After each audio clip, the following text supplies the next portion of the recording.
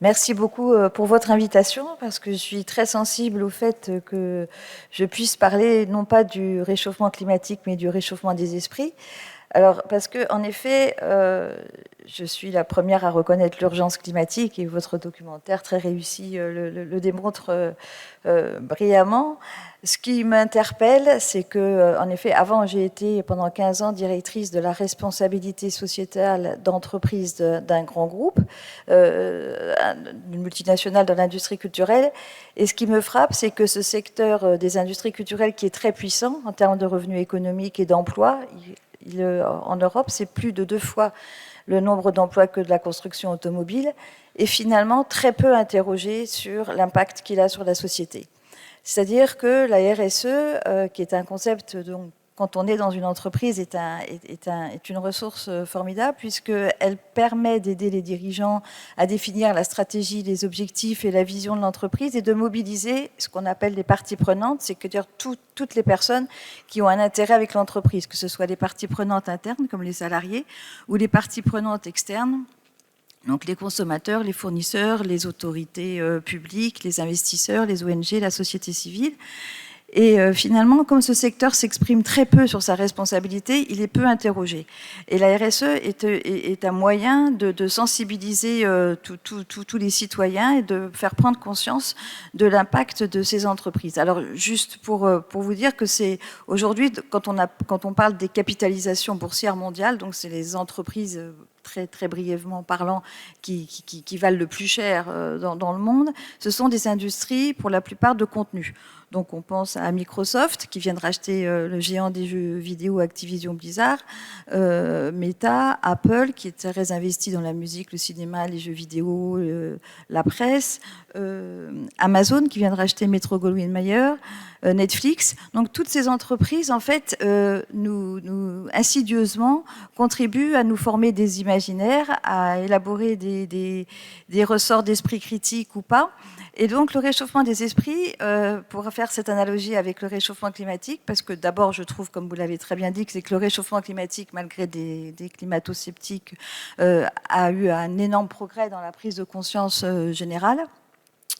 Et puis aussi, c'est un phénomène global, et c'est aussi l'autre similitude, c'est qu'il frappe davantage les pauvres.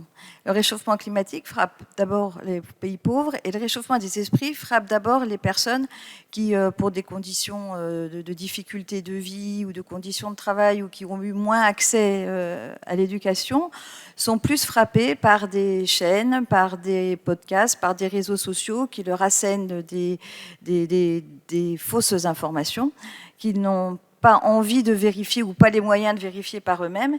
Et ça crée justement des polarisations dans la société qui sont, à mon avis, très dangereuses pour le jeu démocratique et les droits humains. Alors, quand on parle de cette contribution des industries culturelles au bien commun, on voit que, bien sûr, elles ont des effets très positifs sur lesquels je reviendrai. Elles ont des effets aussi négatifs. Donc, dans mon livre Réchauffement des esprits, je prends 4 exemples. La désinformation, qui est vraiment très grave.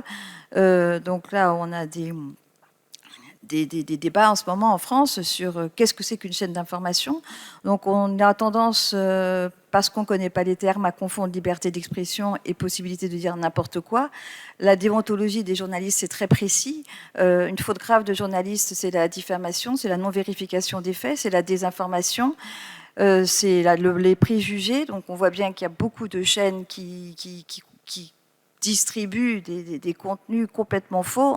J'ai été très frappée ce matin par l'exposé brillant d'Annick Suzor-Weiner, qui a donné les chiffres sur les sujets de migration, alors que certaines chaînes à forte écoute vous expliquent que tout le drame de la France vient des immigrés, que c'est un sujet dominant et que c'est la préoccupation majeure des Français, sans contrepartie sur le plateau. Donc on voit bien comment les idées insidieuses s'infiltrent de manière insidieuse. L'autre sujet que je traite, c'est la place des femmes et les stéréotypes dans ces industries culturelles. pour avoir participé à de nombreux colloques sur la place des femmes dans les industries. Quand j'étais à la tête de cette direction RSE de cette multinationale, on me disait « Ah, mais vous, Pascal, vous avez de la chance, vous travaillez dans des secteurs sympathiques, informels, doux, généreux. C'est pas comme l'automobile, la chimie, où les femmes ont peu de place. » Ce secteur est tellement puissant qu'il n'y a pas de femmes dans les structures privées à la tête de ces entreprises. Les grands groupes de musique, de jeux vidéo, de cinéma ne sont pas dirigés par des femmes. En plus, les femmes, quand elles sont présentes en tant que contributrices, bon, je ne vais pas vous asséner de chiffres, mais si je vous demandais combien de femmes, le pourcentage des femmes chefs d'orchestre qui sont programmées dans les salles de France, vous me diriez quoi? 10% plus? 4%, voilà. Les femmes réalisatrices ont des budgets beaucoup moindres par rapport à leurs homologues masculins. Elles n'ont pas accès aux ressources de financement. Elles ne sont pas dans les réseaux professionnels qui promeuvent non plus les meilleures idées ou les meilleurs succès. Donc, on voit bien que la place des femmes, et alors dans les contenus, parce qu'on parle des jeunes générations, mais une étude du Haut Conseil de l'égalité vient de dire que les vidéos de YouTube sont encore plus stéréotypées que certains contenus plus classiques et que les jeunes garçons seraient peut-être encore plus platistes que les générations suivantes. Donc c'est inquiétant. L'autre sujet que je traite, le troisième, c'est l'exploitation des cerveaux des enfants. Parce que quand on est, encore une fois, dans une entreprise, on vous demande comment vous abordez le droit des enfants, le thème des droits des enfants. Très souvent, la question se résume au fait, faites-vous travailler les enfants? Donc quand on est dans ces industries culturelles, on dit non, on ne fait pas travailler les enfants, mais aucune question sur comment on construit les cerveaux des enfants pour résister aux injonctions, comment on peut lutter contre le harcèlement en ligne, comment on peut éviter que des enfants aient un mal-être à cause du manque de boussole dans leur univers numérique.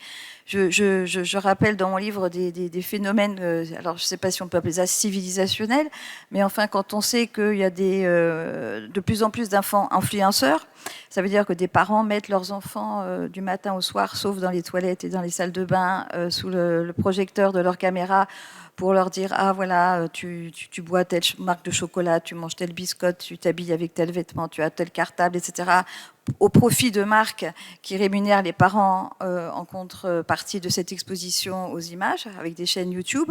Quand on voit aussi qu'on arrive à ce genre de performance où les jeunes parents toujours avide de clics pour avoir du succès, une sorte de vie superficielle numérique, n'hésitent pas à balancer des tranches de fromage sur le visage de leur bébé pour filmer la réaction du bébé et voir s'il pleure, s'il fait une mine interdite ou si, comme disent les psychiatres, ce qui est pire, quand le bébé rit, ça veut dire qu'on lui a fait plusieurs fois le coup et qu'il s'attend à ce qu'on rit, donc il rit en avance. Voilà, donc il y a les sujets des enfants dans ces industries aussi qui peuvent être vraiment, pour moi, très nuisibles aux intérêts de l'enfant et des droits de l'enfant. Et le quatrième dommage que je vois, c'est ce qu'on appelle la diversité culturelle. C'est finalement ces opportunités numériques et c'est vrai dans un certain sens, sont des fenêtres ouvertes sur une multitude de contenus, de curiosités. Donc c'est des opportunités formidables. En même temps, on s'aperçoit que quand on parle d'équilibre entre les continents, l'industrie du jeu vidéo est quasi absente de l'Afrique, qui est le continent le plus peuplé, composé de 54 pays. Donc on imagine autant d'imaginaire, de créativité et des jeunes qui sont privés de cet instrument, de cet outil de communication, alors que l'industrie du jeu vidéo est la première industrie culturelle, que finalement les grandes plateformes, elles commencent à investir en Afrique, mais très peu, selon des formats qui sont plus sur les formats occidentaux que les contenus locaux ou les envies de raconter des histoires en fonction des préoccupations des réalisateurs africains, par exemple. Donc voilà, donc en fait, je fais un constat de finalement le bien commun, c'est un peu à l'ordre du jour des débats publics, des investisseurs, des grandes écoles, etc. Mais on aborde très peu sur cet impact des industries culturelles qui est considérable. Alors après, j'essaye d'expliquer pourquoi. Alors pourquoi que je trouve que finalement, déjà les industries culturelles elles-mêmes, elles sont assez absentes sur leur vision du monde de demain. C'est-à-dire que elle n'explique pas tout le potentiel qu'elle pourrait apporter à cette ambition du développement durable. Alors, je ne vais pas vous embêter avec les définitions, mais je suis quand même attachée aux définitions parce que ces mots recouvrent des réalités très différentes. Si je me réfère au rapport Brundtland de 1987, qui en effet a été inspiré par la préoccupation de porter préjudice aux ressources naturelles, il a quand même une définition très générale qui je vais le dire doucement, qui consiste à dire le développement est durable s'il permet de répondre aux besoins des générations actuelles, sans compromettre les générations futures à satisfaire les leurs. Donc cette définition, elle est formidable parce que pour les industries culturelles, c'est comment on prépare les nouvelles générations à exercer leur créativité, leur talent, leur esprit critique, à être présents sur la scène mondiale de la créativité pour partager des visions du monde qui doivent être le plus équilibrées possible. Sinon, c'était la très bonne intervention de Pascal Boniface ce matin. C'est aussi ça, le rapport Occident et reste du monde. C'est quelle psyché, quels imaginaires on véhicule. Donc les industries culturelles elles-mêmes, elles n'arrivent peut-être pas suffisamment à expliquer le bien qu'elles peuvent faire en ayant une déontologie de l'information pour les groupes de presse, en ayant une volonté de rémunérer équitablement les créateurs et les créatrices, parce que c'est une des conditions de la diversité culturelle des expressions artistiques, c'est qu'on paye les créateurs et les créatrices. Par conséquent, elles ont une influence qui est méconnue et qui est peu exposée. Et alors après, je dirais aussi que le problème, c'est le débat public quand on parle de développement durable. A pour dimension essentielle l'environnement. Et encore une fois, c'est très important. Mais on peut, même si on s'intéresse à l'environnement, quand vous avez des chaînes d'information qui vous expliquent qu'il n'y a pas de changement climatique ou que ces histoires ne concernent qu'une poignée de personnes, on voit bien qu'on ne peut pas avoir un pilier environnemental si de l'autre côté, on n'a pas un pilier culturel qui répond à ces enjeux. Et moi, je prône vraiment pour que la culture soit vraiment reconnue comme un moteur, un ressort du développement durable. D'ailleurs, c'est ce que dit l'UNESCO, c'est que la diversité culturelle est un ressort du développement durable, parce que sans diversité culturelle, il y a beaucoup moins de choix possibles, il n'y a aucun regard sur l'altérité, il y a même des risques de discours de haine de plus en plus répandus, hein, on le voit tous, et cette contribution... il ne pourrait pas y avoir de besoin des générations futures si on n'invite pas à la table de ces conférences internationales les industries culturelles. Et aussi, parce que la culture, ce que j'explique aussi, c'est déjà par définition, c'est la capacité de l'homme de réfléchir sur lui-même, donc ça concerne tous les aspects de la vie sociale, mais c'est aussi une ressource contre la pauvreté. Alors on parle beaucoup d'engagement aujourd'hui, moi je parle beaucoup d'ATD Quart-Monde, fondé par Joseph Wrezinski en 1956, où il a expliqué que pour que les personnes en situation de pauvreté extrême puissent être actrices de leur vie et non pas être l'objet de pensées ou d'actions charitables, elles doivent avoir le droit à la culture, elles doivent être reconnues comme être pensants, être acteurs, et que leur culture, c'est leur expérience de vie, leur sensibilité, et que le droit à la culture conditionne tous les autres droits humains. Et voilà, donc en fait, je dresse à la fois un constat un petit peu sévère au départ pour montrer que ces industries ont un poids très, très, très considérable sur les représentations collectives et individuelles, que leurs produits peuvent agir comme des stimulants ou comme des polluants qui nuisent à l'épanouissement individuel ou à la cohésion sociale.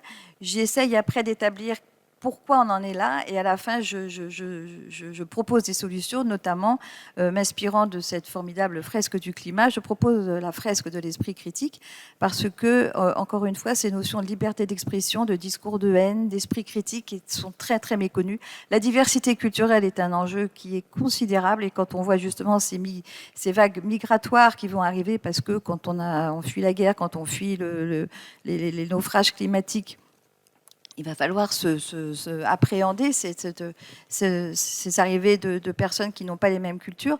Donc ce sont des enjeux qui paraissent urgents, et c'est pour ça que je lance cet appel en pensant que plus on comprendra les conséquences des actions des industries culturelles, plus on leur demandera de rendre des comptes positifs ou négatifs, mais plus on sera à leur côté pour leur expliquer qu'elles ont une contribution formidable au bien commun, mieux ce sera. Voilà.